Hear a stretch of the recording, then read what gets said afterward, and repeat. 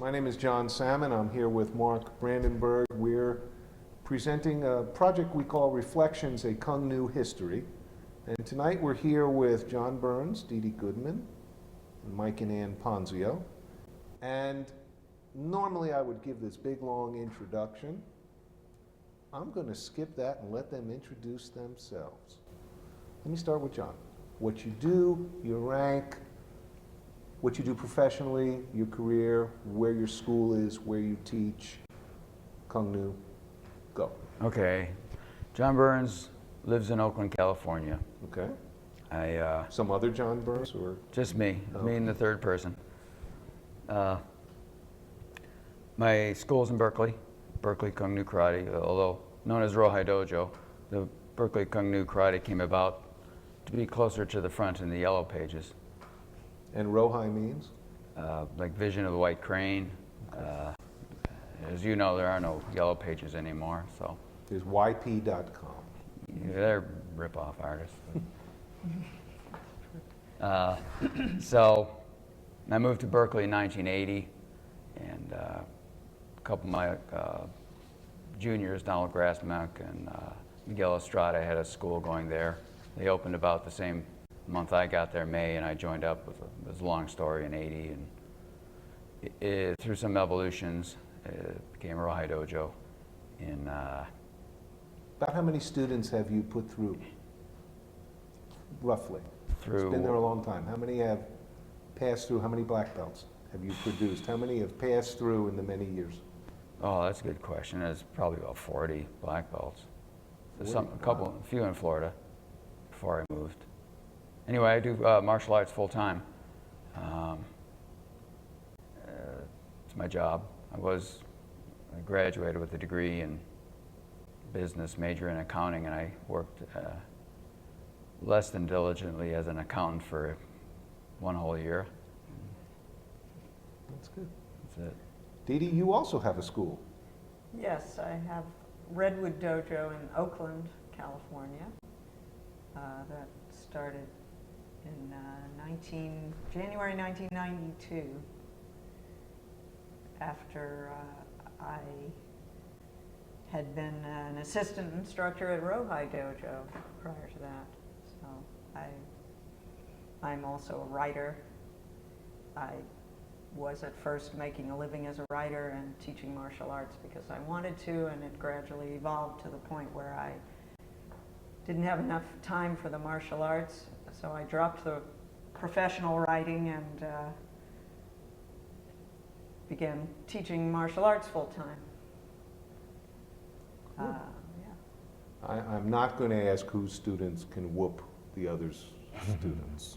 I'm just going to turn to Mike and say, tell us about what you do. And John, you're Kudan? Kudan, yes, 9th degree. And Rokudan. Rokudan, 6th degree. John, you're a Shichidan, 7th degree. And you're a Yandan, 4th degree. Right. So, tell us about Mike. Now. Now, I'm a environmental health and safety manager. Worked as an environmental engineer most of my life. Kind of started in the 70s when the first Earth Day happened. And everybody was yelling about the environment. It's bad here, it's bad there. Yeah. Well, instead of complaining, I wanted to be part of the solution. So I work for industry, but I joke with people. I say I've been inserted into the industry to control them. Because I am idealistic still on the environment, although I feel practical in my decisions. But that takes up my time now. I hope to retire in a couple of years. I've been doing it for 35 years. And this year you gave out 50 tonfas. Tonfa Yes. is your thing now. Well, I get these ideals in my mind. When I was a kid, I read about the bison extinct, way before the whales or the dolphins, and that bothered me. Well, they saved the bisons, and things like that bothered me. Languages, cultures, I didn't like to hear that they were going to stop, become extinct.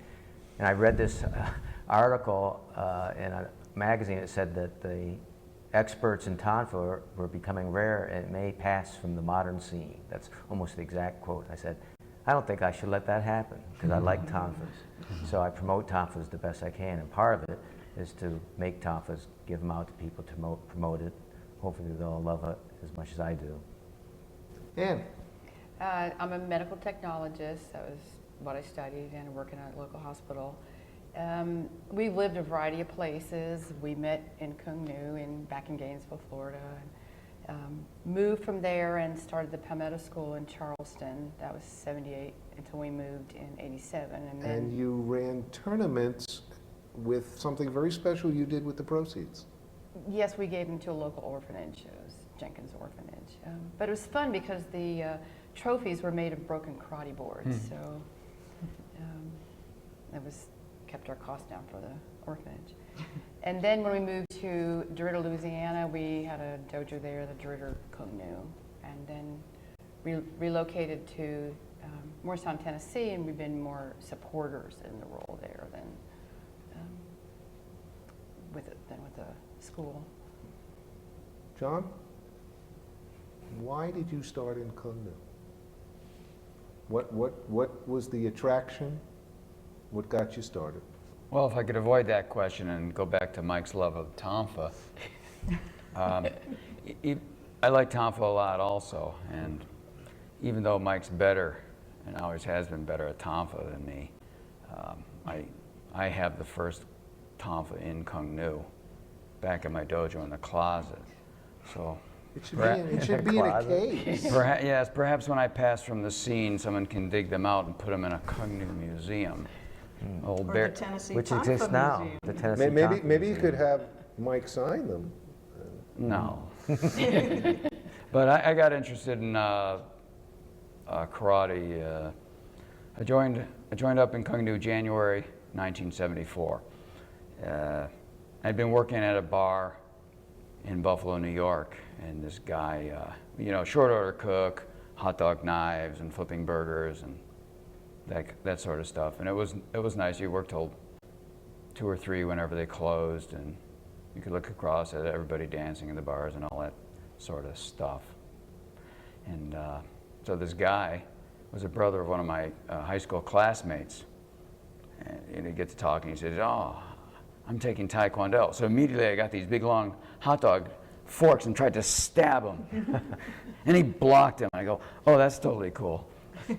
And I had transferred to the University of Florida, and I was leaving this fall. I was leaving the next January, and so I got to do karate. There's also the Bruce Lee era with the kung fu, the karate boom, the kung fu boom. Enter the Dragon, all of that. So it was a popular thing, and I thought, oh, this is for me. So I got to the University of Florida probably the first week, first time out of the house by myself. I called the intramural department. They had Shotokan, Isshin-Ryu at this time and that time, and Cuong Nhu at that time. So Cuong Nhu had a better time, so I went to there. We're glad. Yeah, so I remember my first day. I went down to the basement. They had already, of the Florida gym. Okay. And Brandon Soroka's father, Ed Soroka, was a roommate and one of my seniors. And he had a brother named Edwin, 2 Ed Sorokas, perhaps another story. And he was like a green belt or brown belt or something like that. And he said, "Oh, they're out the field, but here's the low block, and here's the middle block, and this is how you do a punch," and bam, I was off. Mike?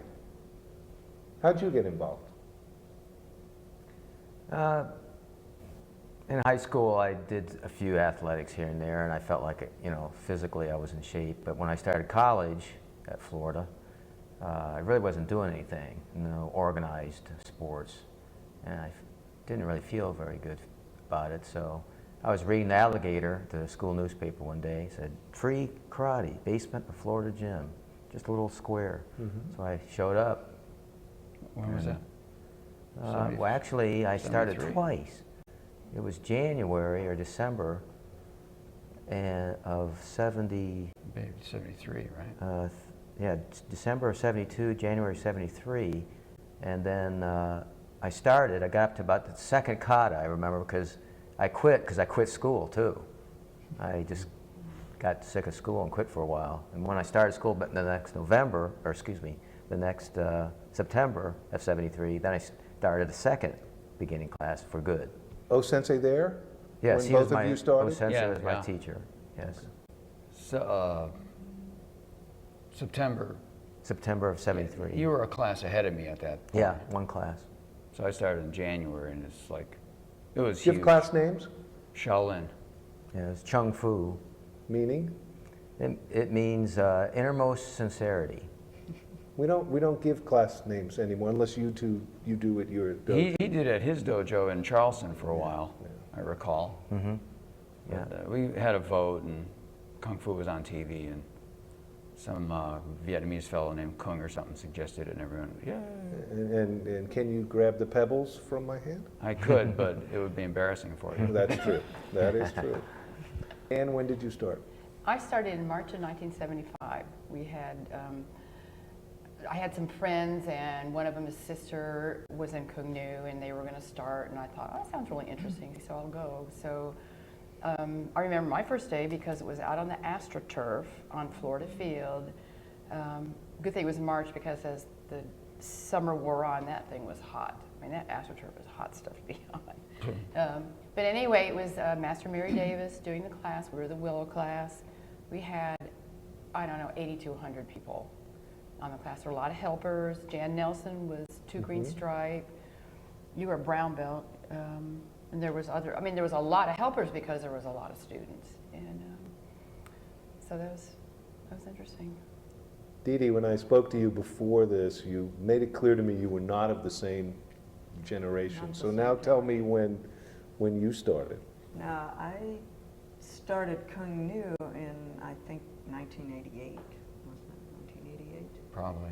Yeah. I had done other martial arts for about 11 years. What other arts?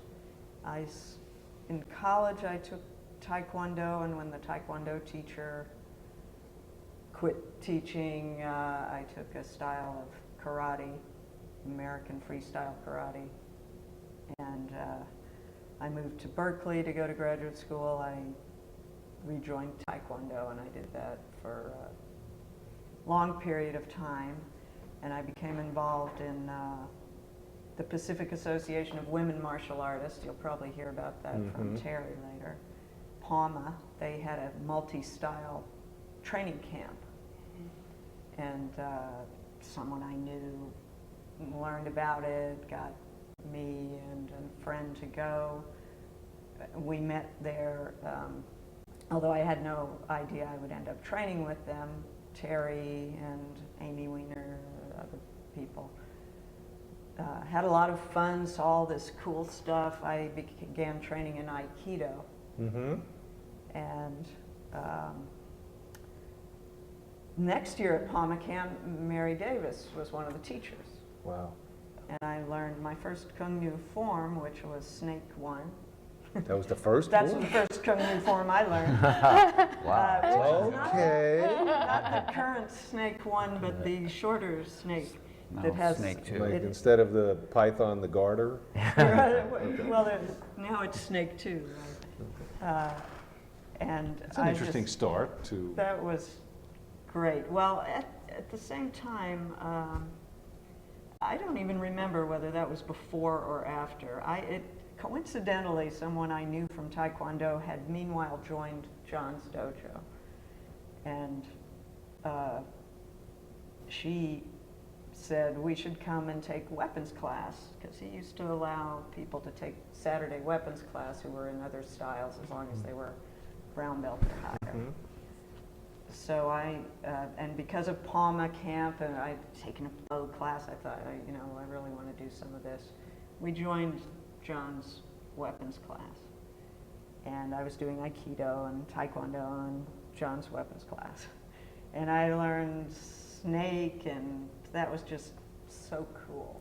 That was just really cool. I decided to leave the Taekwondo school I was at. My friend and I both went to join John's school. Well, we checked it out. We went in and checked it out. but he had a good reputation for not being a sexist jerk, which is how we evaluated. This John? Yes. Okay. Amazing. This is how we evaluated schools, you know. Okay. That was his reputation. He was not a jerk. And so That's a great reputation, John. we went there It's on my business card. and joined up. So You know, it's interesting. I switched from Taekwondo to Cuong Nhu too, but my story's not the one that's important. That's kind of consistent with Ann's experience with John. Tell He's him not That he's not a about, jerk? about the sparring class he had for women. This is a theme now. Go. Not Well, a jerk. I want to hear this. I had a really hard time with sparring, not because I was afraid of being hurt and you're kicked or any of that stuff, but it was totally frustrating. I had no idea what I was doing. It was not anything that was natural. I didn't fight with brothers and sisters growing up, and it was a whole new thing which I didn't understand at all. So it was always a real challenge, and I worked hard at it, but I didn't see that I was ever getting any better. Then there was a breakthrough because he started a women's sparring class. And I think maybe I was a Where true was brown this? stripe. This is at the main 809 headquarters. West Yeah, University. So we 809 were West still in University. Gainesville. Gainesville, That's, still in that's, Gainesville. that's what I was trying to Center. establish. Yeah, Yeah. at the The center. center. Yeah, At the center. And it was such a breakthrough because I realized that I actually had accomplished something in my sparring training. But when you're always sparring people that are so much better than you, you don't ever get a feeling for that. But we could try things. You weren't, it wasn't such a weight difference in what you're practicing, and it turned it around for me. Well, I was small like you and not so much better than you. Is that what you're saying? No, you just brought a lot of people together, and we were able to train with less inhibitions. I guess less frustration. Was this a It was much real less class or frustrating. like kind of a get together in the front room or something? No, it was a real class. You had a scheduled women's sparring class. I don't Right. remember if it was on Saturdays or Yeah, you in held the it evenings. over and over. It was Yeah, a- there it was a was many. class. We met a lot of times. You don't remember I didn't that? go. It's hard. Wow. It's hard being not a jerk. Does things to your memory. You know, interestingly, about Didi's story, she's told me a couple times. As soon as I got involved, my partner Donald Grassmuck, also a black belt in Cuong Nhu from the center. He and Miguel, as I mentioned, moved to Berkeley probably a year ahead of me. And so when I got involved, I said, okay, we're going to raise the price, right? Going from $10 to $15 a month. So I'd ride all over town all day on Saturday, tacking up these little signs that I made with stencils or Magic Karate, $15. Finn Hall, the place we had it. And she tells me she's seen these signs, but for some reason or another, didn't make it down to join up in 1980, probably right. one or two. I even saw the guy on the bicycle putting up the signs one time. That would be And I me. thought, wow. That was you. Yeah. Let's go back to the early days. I'm going to throw out a combo question. Who in your martial arts, and if you want to say it's Mr. Not a Jerk, that's fine, was the most influential person to you as a martial artist, and why? Mike? It went in phases. Of course, the most influence was O-Sensei. And why? Tell us about him from your perspective. Well, I didn't realize it at first. I mean, he was tough. He had this visual thing on his face that made me want to excel, but I didn't feel scared or intimidated by him. And he was a tough guy, but the story I like to tell that was earlier on was I was a 1 green stripe. He was teaching a class where he worked us really hard, and he had this timing where he'd work us to exhaustion, and then he would talk to us. He knew when to talk to us, and we would listen. And this was the peace and love days in the 70s. Hippies were every place, and lots of people I didn't think were sincere were teaching love. And Master Dong said in the class, "What's the most important thing?" And I said, well, I wonder what it is. And, well, focus, no, power, Good words. you know, expression. You know, we were thinking all sorts of stuff, and he said, no, it's love. And being in the days of peace and love, I thought, wait a minute, he's not a hippie. You know, what was it? I can't believe what he's saying here. And I forgot about it. I just sloughed it off. But then later I realized he was serious because he was a man of love. I mean, he did things like the master serves the student. He used to cook me breakfast when I come over his house, and he wouldn't let me help. He would want to do And everything this was for before me. the family came. This Yes. was when he was here before he went back to Yeah. Vietnam, and then the family. So he was here alone. Right, and then it evolved later. Not that he left, he was still influenced me, but John was the next most influence, and Ann. Even though I was married to her and stuff, we were all in the martial arts together, and they were the most influence on me in my And later years. she's not a jerk either. No. Okay. So it evolved and changed. That leaves you. John? I had a lot of teachers. I had Sensei Dong from when I started through 2 Green Stripes. He went back to Vietnam, and I went back to Buffalo for the summer, and then came back and dropped into the next class with Melinda Chansey. I had her through up until Green Belt or a while. But Sensei Dong would teach. It was on the Florida field, and he'd be running around with his whistle, and there'd be all the helpers Ann mentioned. It was like 200 people, including Ricky Kay. Amazingly, I learned later. And John Benson would have us on the other days, and there were some helpers. And then, you know, at one point, Frank Van Essen was my teacher, Bobby Ng, Sensei Lop, and John Kay wasn't officially a teacher. John Kay and Mary Davis had a reputation, you know, real hard asses. And it was like, oh, or like 2 Green Stripes or Green Belts, Yeah. and watch out for those guys. And John Kay came to our class once to teach for Melinda, and it's like, oh no, it's John Kay. And true enough, we had, you know, it's like, okay, squeeze your hands together and do punches. It's like, oh, and rectangular stance. And it was really hard, as the reputation was. And that was the only time I had him as a teacher, but he would have these little things, you know, weapons in the park, and we'd be doing nunchaku and hitting tennis balls, and he, you know, he moved to Seattle, I moved to Berkeley, and he'd come down and visit us. He was friends with Miguel and Donald, and he'd be around. I'd go up to Seattle. I remember his oldest daughter, Sarah, in 1980, had this big beard and hair, and she was a baby on the couch, and she's like late 20s, 30 by now. Getting married. And Ricky was always around. So we've had a close learning relationship with him. So he's got to be a teacher too that's really influential, but not an official teacher, but one on the side. And then of course, likewise with Mike, you know, the first time, I mean, he's kind of a role model, like a big brother. He took me aside, and the first time we were probably helping with Ann's class, and after the class was over, they were out on the field. We went and sat down on the bench in the Florida gym, and he said, "Why are you always making fun of me?" And I go, "That's what I do." I don't know. He was offended or something. I probably made fun of him for being short. So we spoke for about an hour, and you know, he's so sincere and serious, and I don't care about anything.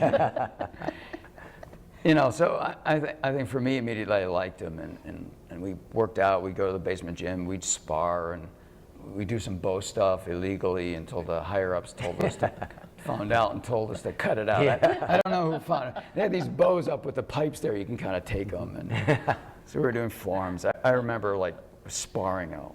Once he did a back kick right to the groin, and like bam, right into the wall and down, just like in the movies. I go, wow, I'm so glad I had a cup on. I can remember one time sparring with you, and I was so frustrated because you were doing so much better than me.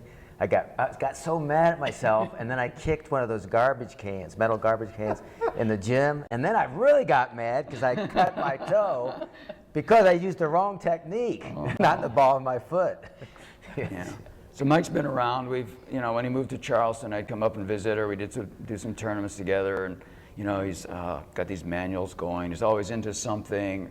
The Tonfas would show. I'd be learning stuff in his backyard. So it was nice to have him around all those years. One of the questions I've asked in every one of the interviews, because now the black belt tests are quite a production. Each of you, tell me about your black belt test. What you remember most? I thought it was 2 days. I mean, it was Friday night for board breaking and sparring and techniques. I think the next day was katas and Public speaking on public Friday. speaking, and yeah, so it was a 2-day Who ordeal. gave you your test? Do you remember? Oh, Sensei was back then, so he limited us. He came, I had, it was special because Master Mary Davis took me from white belt to brown belt all the way. We had a dedicated class 2 days a week for that. And then when it was Sensei came back, we kind of all got together and had an advanced class 3 days a week, and he taught that. I'm changing the question. Tell us about Mary.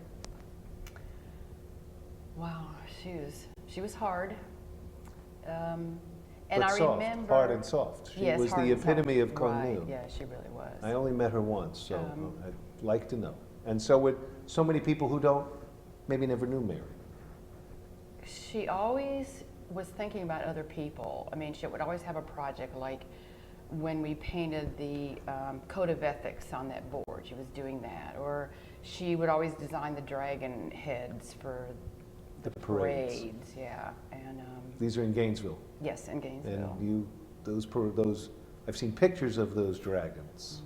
How many people did it take to carry one of those dragons down Oh, the University head was Avenue? heavy, the first head, like 12 people or Just something. for Wow. the head. They had a fire extinguisher would shoot out the his mouth. I just remember there was about 4 or 5 of us taking it. It was like Ann said, it was 2 nights. I think Friday was sparring and maybe some stamina. Oh, yes, And then the next day, How many push-ups? there was 100, I believe. I think we did 20 one hand and then 30. Because everybody wants to know how many Yeah. push-ups you guys did. Right, it was 100. It wasn't much more than they do now. It But was 30, wasn't it? 31 arm. oh, I was thinking, maybe I don't remember. I thought it was Push-ups? 20 and 20 and then 30 and 30. But I just remember 100 was a nice round number. Any special story? Anything you remember?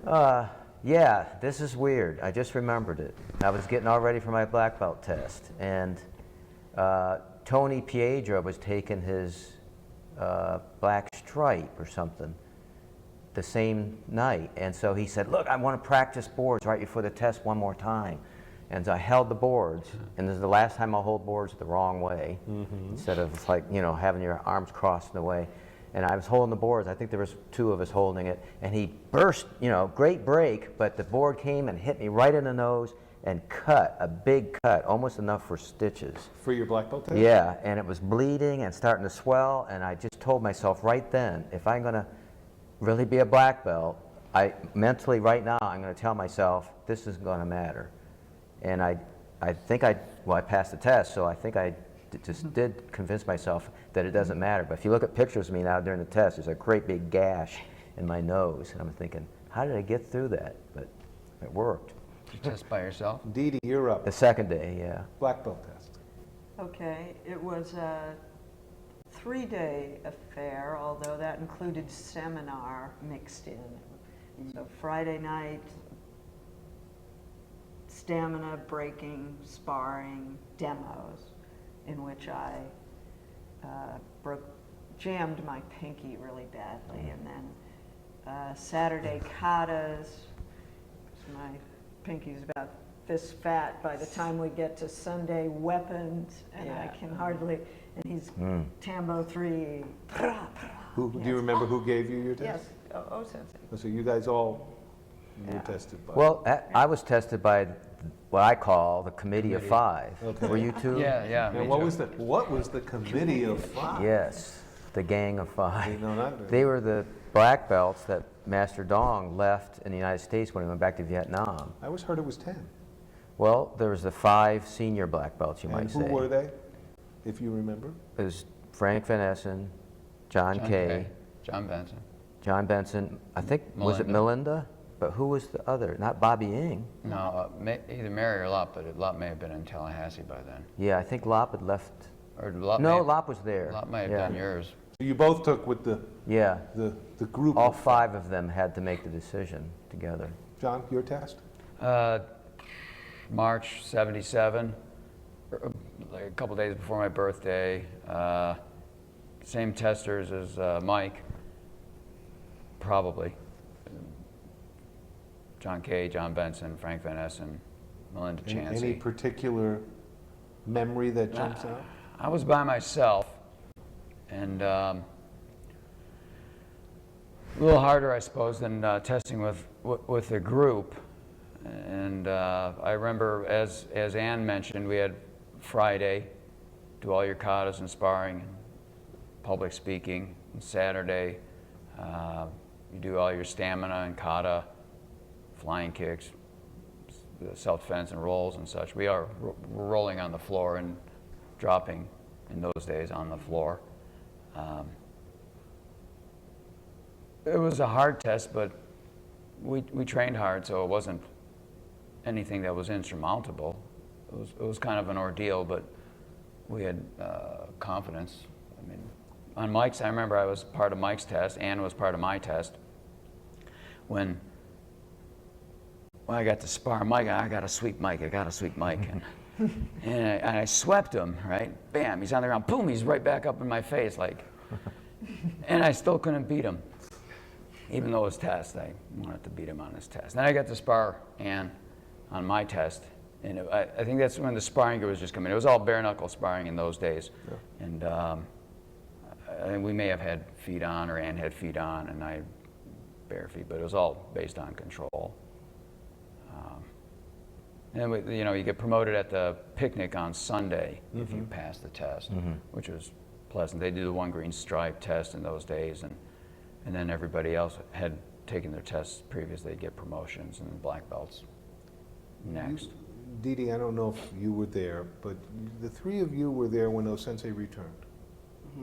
Yes. Tell me, and most of the people watching this video may not know O-sensei, but they know Quinn and On and Bao and Tu. Tell me about the children.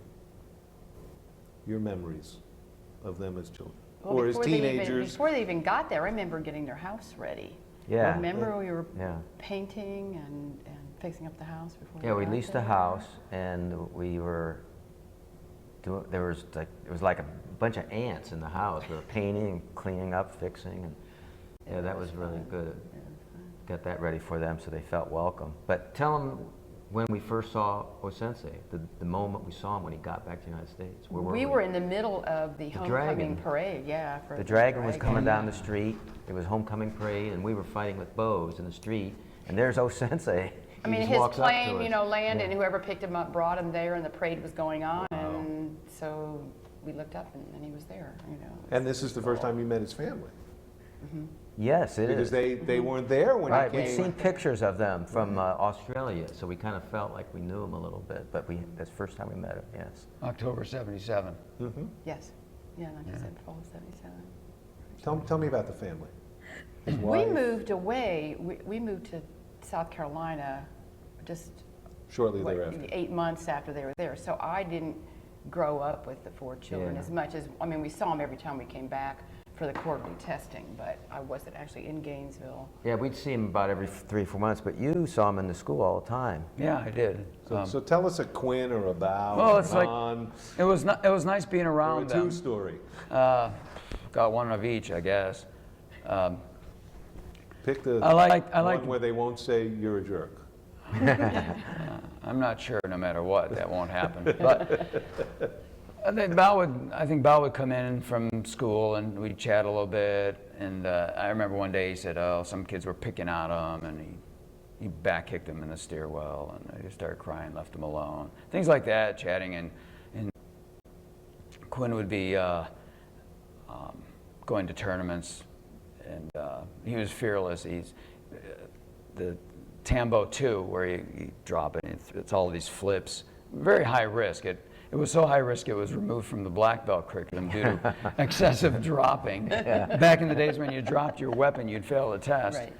So he'd be doing I won't tell you about my knee-down test on the weapon, so. he'd be doing That those. Mark was on the same test, and I'm just not gonna go there.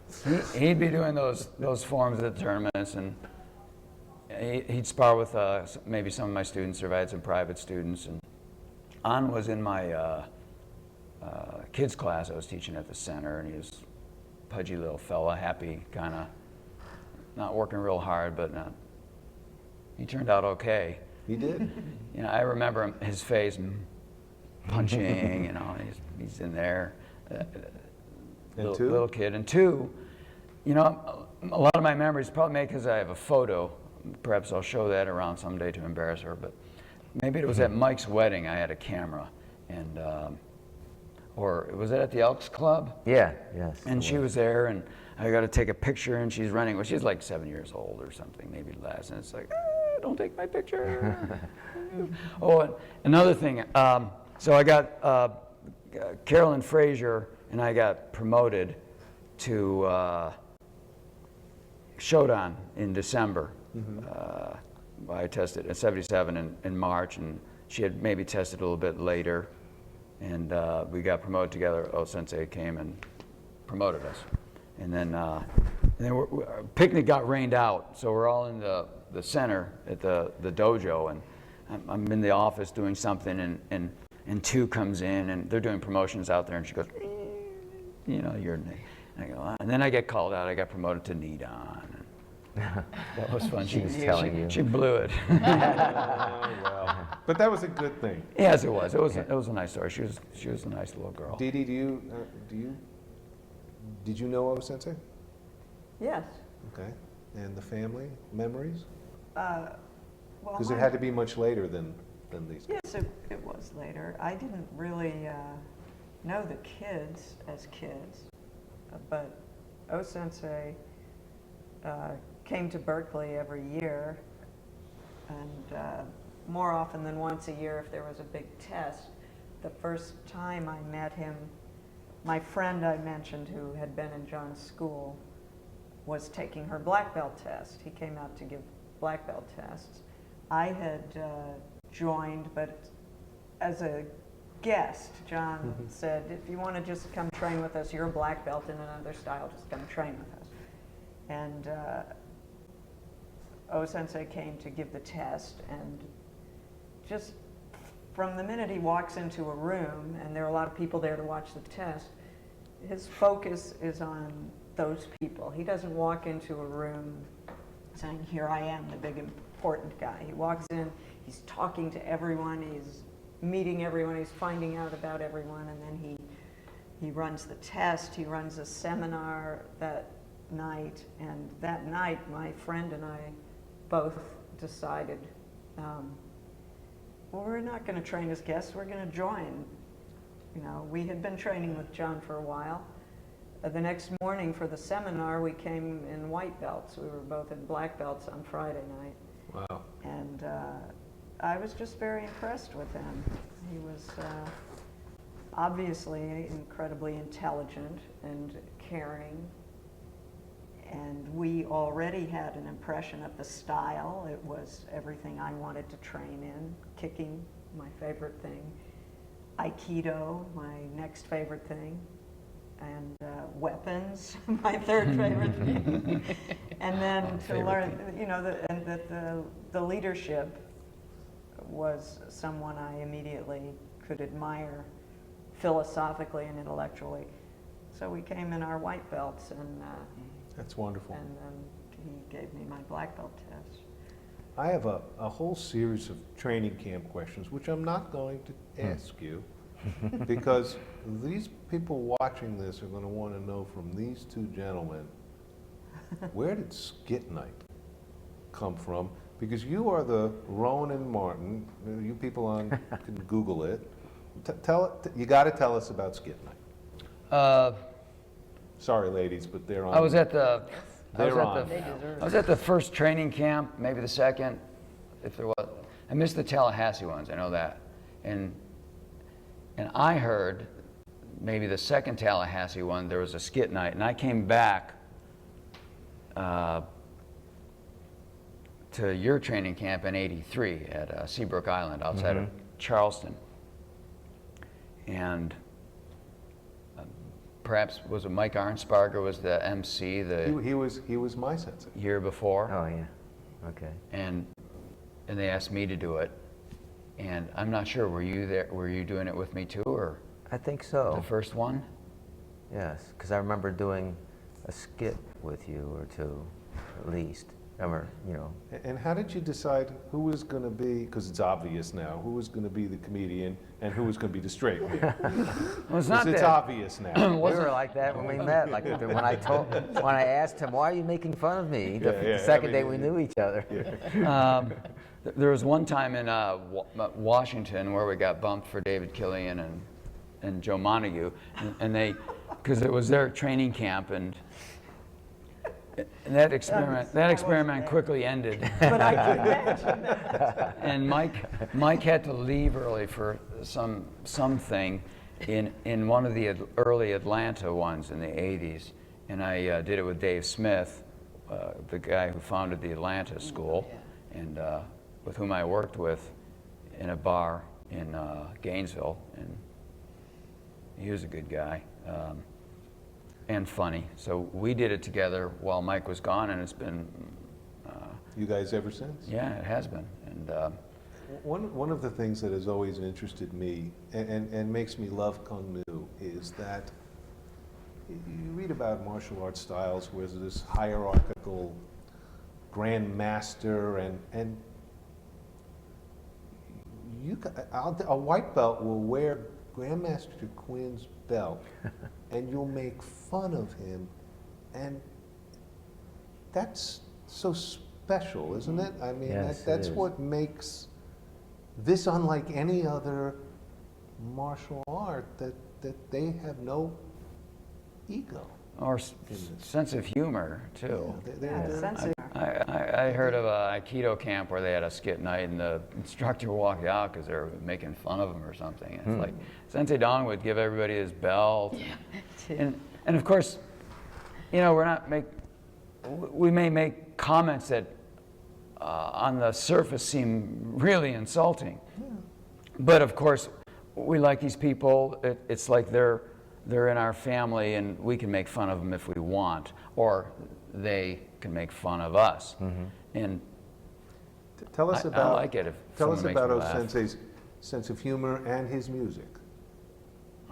Music, Oh, sense yeah. of humor. Why don't you Around do the that? world in 80 days. Yeah, when we sang that year, that was so wonderful.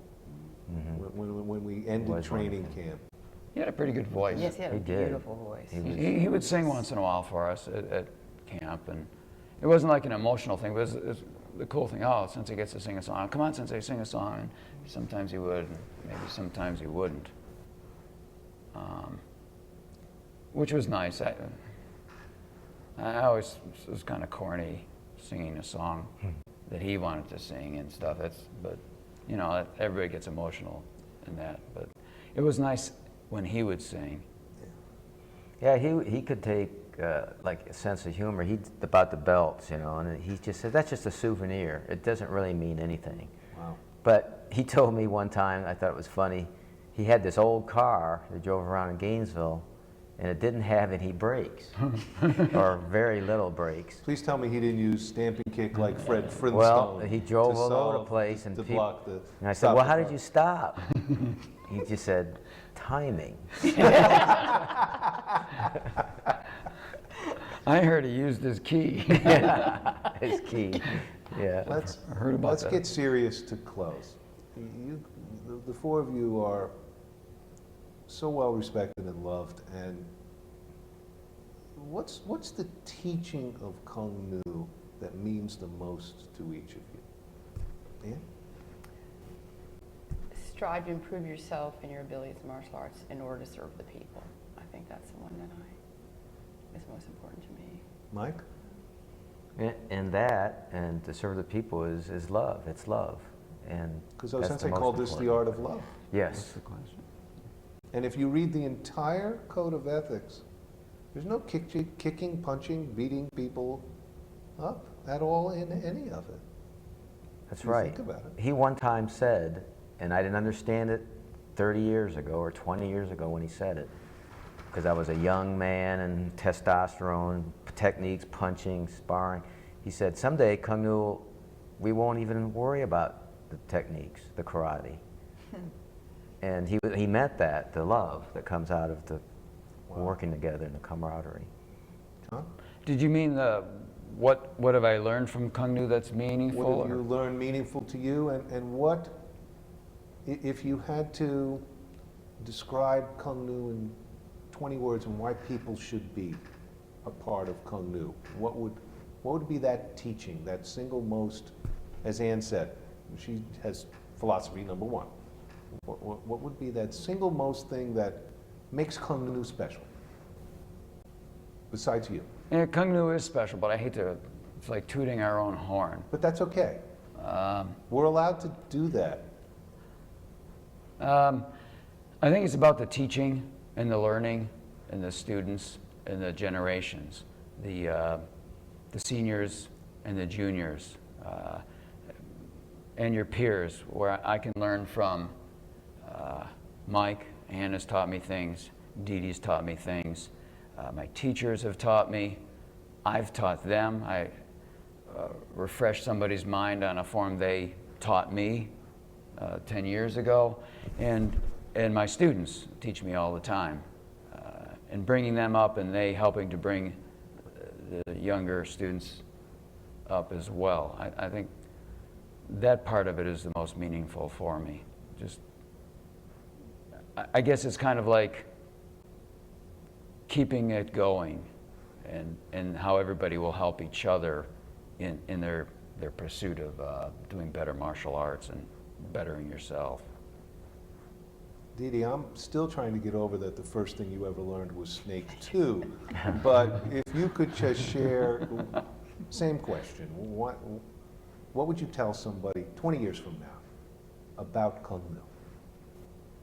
That it's a style that has room in it for every individual to express their own nature and to develop to their own individual maximum talents and interests and abilities.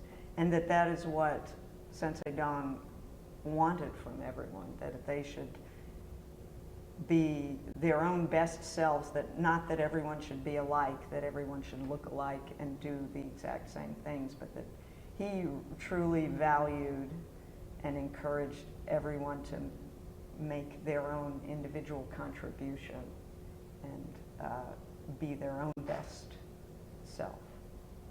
And now I'm going to say this. You have given so much, the four of you, to all of us, your contributions.